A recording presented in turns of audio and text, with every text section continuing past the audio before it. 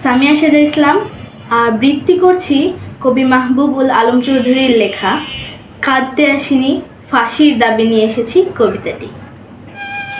এখানে যারা প্রাণ দিয়েছে রমনা রুদ্ধমুখী কৃষ্ণচূড়ার তলায়, যেখানে আগুনের ফুলকির মতো এখানে ওখানে জ্বলছে অসংখ্য রক্তের ছাপ, সেখানে আমি কাঁদতে আসিনি। আজ আমি শোকে বিহ্বল নই, আজ আমি ক্রোধে উন্মত্ত নই, আজ আমি প্রতিজ্ঞায় অবিচল।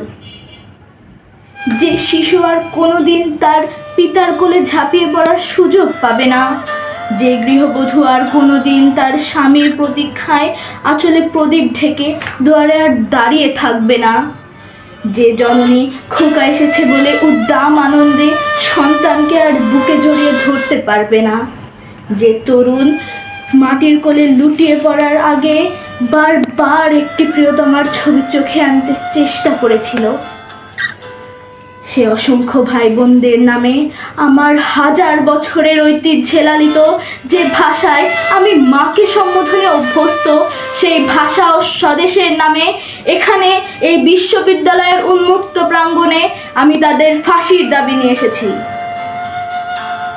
যারা আমার অসংখ্য ভাই বোনকে নির্বিচারে হত্যা করেছে, ওরা 40 জন কিংবা আরও বেশি। যারা প্রাণ দিয়েছে ওখানে রমনার রৌদ্রদগ্ধ কৃষ্ণচূড়া গাছের তলায় ভাষার জন্য, মাতৃভাষার জন্য, বাংলার জন্য। যারা প্রাণ দিয়েছে ওখানে একটি দেশের মহান সংস্কৃতির মর্যাদার জন্য, আলাওলের ঐতিহ্য, রবীন্দ্রনাথ, কায়কোবাদ, নজরুলের সাহিত্য ও কবিতার জন্য।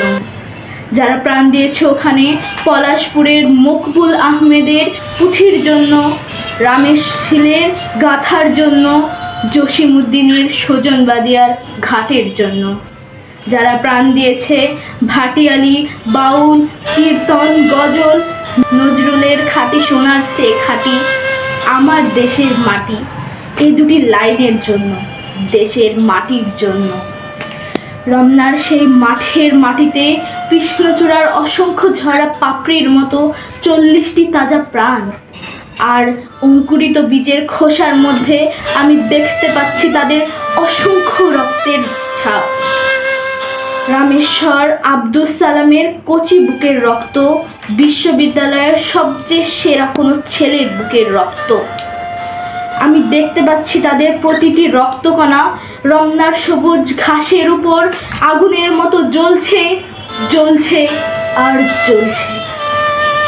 এক একটি হীরের টুকরোর মতো বিশ্ববিদ্যালয়ের সেরা ছেলে 40টি রত্ন বেঁচে থাকলে যারা হতো পাকিস্তানের সবচেয়ে মূল্যবান সম্পদ, যাদের মধ্যে লিঙ্কন, রলা, আরাগ, আইনস্টাইন আশ্রয় পেয়েছিল, যাদের মধ্যে আশ্রয় পেয়েছিল শতাব্দীর সভ্যতার সবচেয়ে প্রগতিশীল কয়েকটি মতবাদ।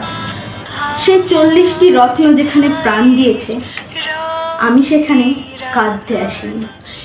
ধন্যবাদ সবাই।